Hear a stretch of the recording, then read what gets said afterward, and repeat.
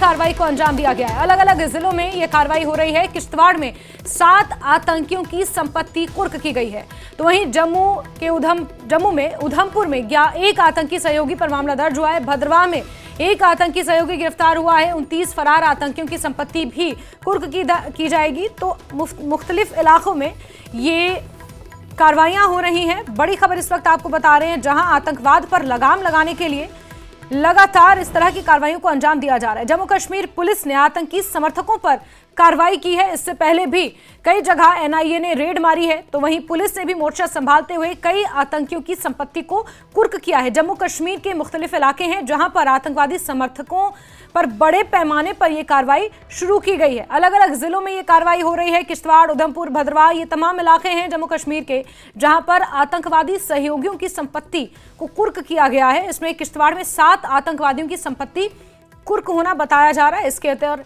उधमपुर में 1 आतंकी सहयोगी पर भी मामला दर्ज हुआ है। भद्रवाह में 1 आतंकी सहयोगी को गिरफ्तार भी किया है। पूछताछ में कुछ बड़े खुलासे होने की भी उम्मीद है। तो वहीं 29 फरार आतंकवादियों की संपत्ति भी कुर्क करने की तैयारी जम्मू कश्मीर पुलिस कर रही है।